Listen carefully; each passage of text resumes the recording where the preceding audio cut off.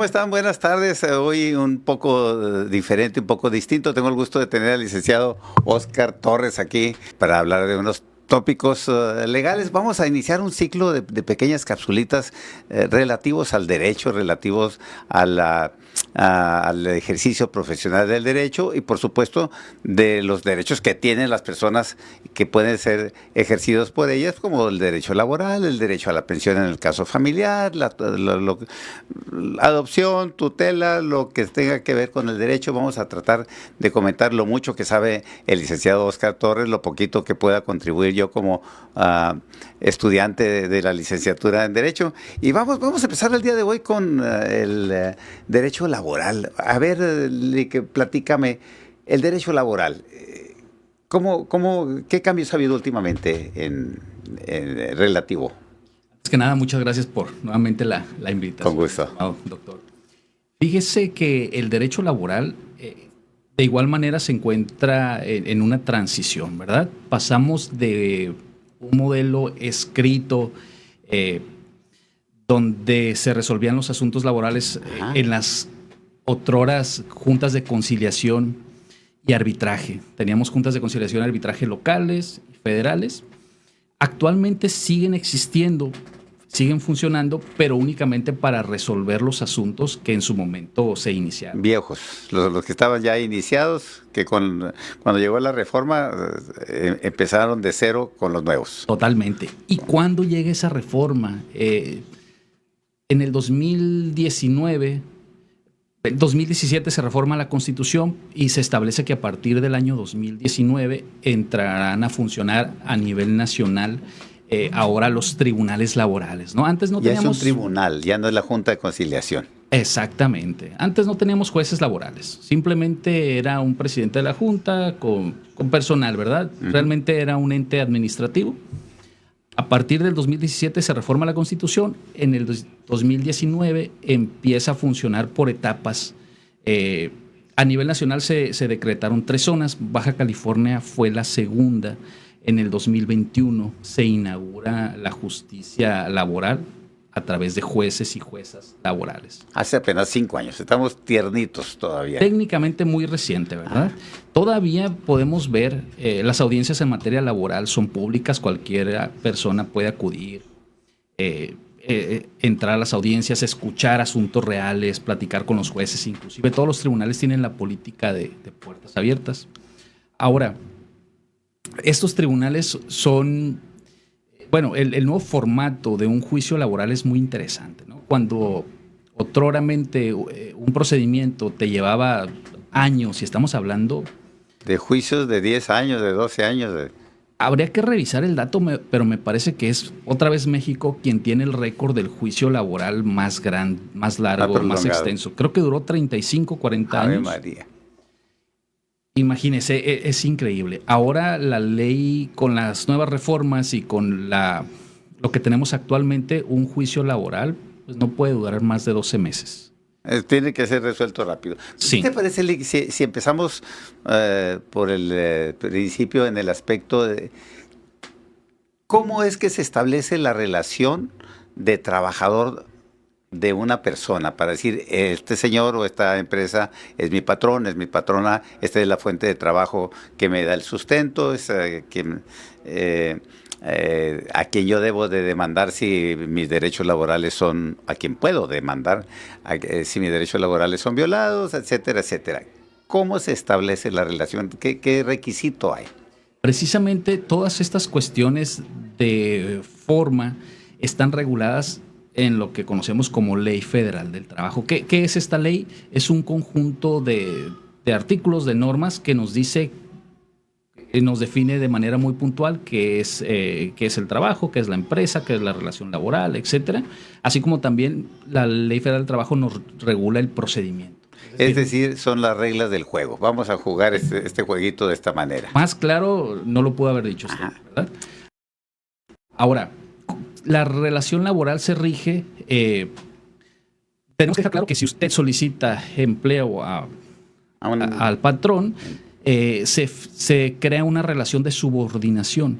Básicamente, en México ni siquiera es necesario que exista un contrato por escrito para que podamos hablar sobre una relación de subordinación obrero-patronal. Ajá. La Ley Federal del Trabajo nos dice que exista o no exista, tienes todos los derechos que te reconoce la propia ley favorables al Hay total trabajador. respaldo hacia el trabajador, se protege al trabajador de que no sea explotado. Totalmente. Inclusive va más allá. Nosotros como trabajadores no podemos renunciar a ciertos derechos, aunque de manera expresa, sí, yo renuncio. No me pagues aguinaldo, no hay problema, no me des vacaciones, no hay problema. No, no puede suceder. Son derechos irrenunciables. Completamente. Totalmente. Inclusive, aunque tú lo manifiestes por escrito, una autoridad jamás va a reconocer esa renuncia de derechos, ¿verdad? Así como podemos hablar de derechos, también existen causales para dar por terminada una relación laboral. La propia Ley Federal del Trabajo nos señala de manera muy puntual cuáles son los supuestos por los cuales un patrón de manera justificada puede optar por terminar la relación laboral. Asimismo, también nos señala los supuestos por los cuales se puede dar un despido injustificado. ¿Cuánto tiempo necesita una persona laborar para otra para decir, él es mi patrón, yo soy su trabajador? ¿Cuántos días, cuántos meses, cuánto? Desde el primer día. Si hoy inicia usted una relación laboral, aunque no exista contrato, la ley ya lo protege totalmente. Okay. Es decir, no hay necesidad de esperar a que se cumplan ciertos requisitos por temporalidad o por cuestiones administrativas, ¿no? Hasta que me traigas tus papeles, ya te contrato, etcétera. Es bien importante que todos los patrones pues tengan debidamente dados de alta a los trabajadores ante ellos. Es obligatorio, no es que si quieren. No es opcional, efectivamente. Ahora, eso en un mundo ideal, ¿verdad? Desafortunadamente en México, pues no todas las empresas, no todos los patrones cubren ese requisito legal de asegurar trabajadores. Una pregunta que lo traigo en la punta de la lengua. ¿Qué pasa con las empresas que te dicen, tus primeras semanas te la voy a dejar de bono, te la voy a dejar guardada? Tema controversial, mi estimado doctor. A ver. Existen muchas malas prácticas por parte de empresas tanto pequeñas y grandes. Por ejemplo, la típica estrategia donde dan de alta al trabajador con el salario mínimo, que aquí en la entidad federativa Baja California estamos hablando de que se encuentra en el rango de los 440.87 centavos. Diarios. 440,87 centavos, ¿no? En el centro del país tenemos reducido. Un salario mínimo diverso, ¿correcto? Entonces, muchas estrategias de los patrones es dar de alta al trabajador con el salario mínimo, pues por estrategia fiscal, y a algunas empresas pues pagan la diferencia en efectivo. No podemos generalizar, pero es una práctica común. Es decir, es algo que se da totalmente. Pero de manera incorrecta desde el punto de vista legal. Anteriormente la gente se quejaba ahí en la Junta de Conciliación y Arbitraje, decía, oiga, me despidieron, necesitaban al patrón. Ahora, ¿qué hay que hacer para entablar o iniciar una demanda ante un patrón? ¿Va directamente al Tribunal de lo Laboral? Buenísima pregunta, doctor. Cambió el procedimiento. Si bien es cierto, ya no existen las juntas de conciliación y arbitraje actualmente, se creó previo a que usted pueda acudir al tribunal laboral, tenemos que acudir al centro de conciliación prejudicial. Ojo, no es lo mismo que una junta de conciliación. Este es nada más conciliación, no hay arbitraje ahí. Centro de conciliación prejudicial del estado correspondiente. Ahora, la ley nos señala y obliga de forma obligatoria, salvo ciertas excepciones. Ajá. La ley nos dice que previo a que tú puedas presentar tu demanda en un tribunal laboral, tienes que agotar la etapa de conciliación prejudicial. Es decir, pretende ahora con estos cambios, pretende que sea más ágil, más rápido, que la justicia quede al alcance del trabajador o en general del ciudadano de manera más expedita. Y es posible que en esa conciliación lleguen a un acuerdo el patrón y el trabajador y no se vayan hasta la demanda. Precisamente una de las ideas por las cuales se crearon los centros de conciliación prejudicial es despresurizar o evitar que llegue la mayoría de las demandas al tribunal. La ley nos dice que previo a que tú presentes tu demanda, tienes que agotar la etapa de conciliación prejudicial. ¿Y cómo acreditas que ya agotaste esa etapa? Recordemos un tema bien importante, actualmente para que tú puedas demandar el despido injustificado, tienes que presentar tu demanda dentro de los 60 días posteriores a los hechos. Al despido, ¿correcto? Dentro de esos 60 días tú acudes al centro de conciliación prejudicial.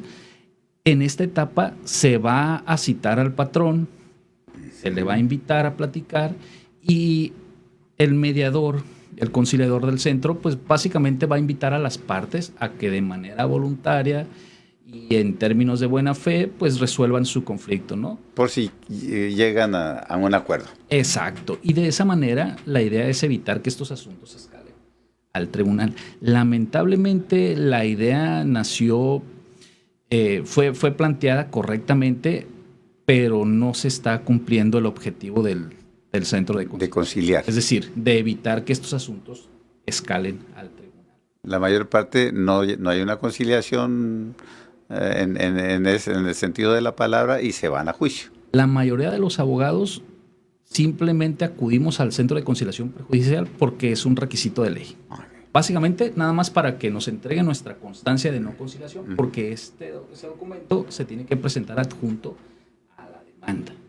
Ahí en la junta, válgame, ahí en el centro de conciliación, es posible que se le diga al trabajador, mira, ahí está tu empleo, aquí están los días que no has trabajado, no hay ningún problema, y si el trabajador accede, puede volver sin mayor problema. Se puede negociar prácticamente todo lo que el trabajador le manifieste, sus inconformidades, todo lo que manifieste al conciliador se puede discutir y se le puede plantear al patrón, es decir, cualquier conflicto, a lo mejor que no te pagan tu semana completa o un tema de cambio de horario, etcétera, o algún tema de seguridad social, todo está sobre la mesa. Se invita a las partes a llegar a un convenio. Aquí el tema radica en que como es una justicia por acuerdos o es una etapa previa al tribunal, al juicio, las partes no están obligadas a, digamos, pues tiene que ser todo en buenos términos, de forma voluntaria. A ceder, no están obligadas a nada. Ajá. Exactamente. Pero si llegan a un acuerdo y ese acuerdo se firma, tiene validez legal. Totalmente. Una vez firmado un convenio en el Centro de Conciliación Prejudicial, se eleva a categoría de cosa juzgada. ¿Esto qué quiere decir? Equivale a una sentencia. Okay. Y ya después no puedes arrepentirte o no puedes volver al tribunal. De que puedes, por supuesto que puedes, pero claro, simplemente no va a proceder esa demanda. Ahora, bien importante, recordemos que existen excepciones a la conciliación. ¿Cuándo se puede omitir, cuándo se puede brincar en términos coloquiales ese requisito de ir al centro de conciliación e ir directamente a juicio? ¿Qué casos? Cuando nos encontramos ante un supuesto de discriminación, acoso, por un tema de embarazo, en fin, la Ley Federal del Trabajo nos señala una serie de puntos donde tú te puedes exceptuar la conciliación prejudicial. Que lo puedes hacer de todas maneras, ¿no? Pero si te encuentras en uno de estos supuestos, pues te vas directamente al tribunal. Al tribunal a dirimir esa controversia de esa manera. En el caso de llegar al tribunal, entonces ahí se presenta la demanda laboral y ¿qué es lo que sucede? Sí, un punto bien importante. Ajá. Digamos que hoy me despiden, yo tengo 60 días o 2 meses para presentar. La Ley Federal del Trabajo nos habla de 2 meses, sin embargo hay jurisprudencia, que es un criterio que emite la Corte en donde nos habla de 60 días, para que tú puedas presentar tu demanda. Si se me pasan esos 60 días siendo yo trabajador, ¿ya perdí la oportunidad? Tu derecho para demandar el despido injustificado se extinguió, ¿no? Prescribió. Okay. Ahora, por norma general, habría que estudiar cada asunto en concreto, pero por norma general ya no puedes, tu demanda no va a prosperar. Ajá. Ahora, dentro de esos 60 días, tú tienes que acudir al centro de conciliación prejudicial. Una vez que tú inicies este procedimiento prejudicial, el término de los 60 días se interrumpe. Te despidieron hace 10 días y en el 11 acudes al centro de conciliación, deja de correr el término. Detienen el reloj, como en el fútbol. Efectivamente, este procedimiento de conciliación prejudicial puede tener una duración máxima de hasta 45 días. ¿Cuál es la dinámica, doctor? Presentas tu solicitud de conciliación, la ratificas en el centro, el propio centro va a notificar al patrón, se va a fijar una fecha de audiencia, que puede ser usualmente en 1 o 2 semanas, comparezca o no comparezca el patrón, se va a llevar a cabo la mediación con quienes estén presentes. Si no hay arreglo o si no viene el patrón, pues se va a expedir la constancia de no. Al trabajador se le da una constancia, no vino el patrón. Ahora sí, estás en libertad de presentarte ante el juzgado, ante el tribunal, ¿verdad? Totalmente. Y mucho ojo laboral. para los patrones, porque si no acuden al centro de conciliación a la cita, hay multa. Aparte. Exactamente. Aparte, bueno, hay que andarse con cuidado siendo patrón, y es que simplemente hay que respetar la ley y se acabó. Entonces, ya una vez que se presenta la demanda, se nos acorta el tiempo, pero vamos a seguir en el noticiero. Una vez que se presenta la demanda, ¿qué es lo que sucede? ¿Qué etapas tiene o cómo es el juicio?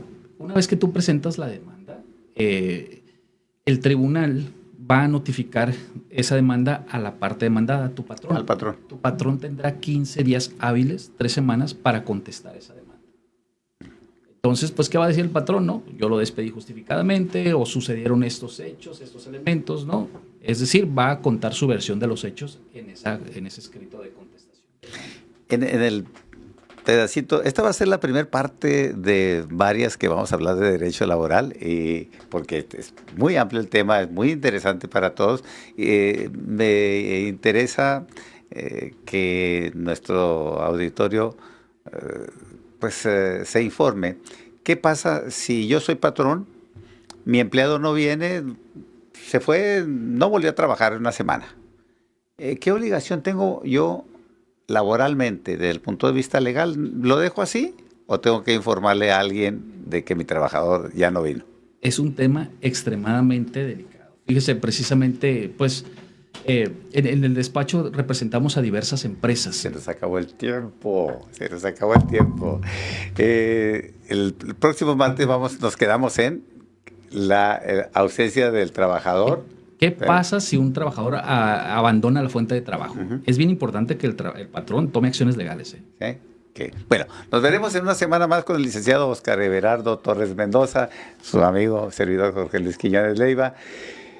Doctor, muchas gracias. Gracias por venir y nos instruyes más que ampliamente. Nos veremos pronto. Gracias.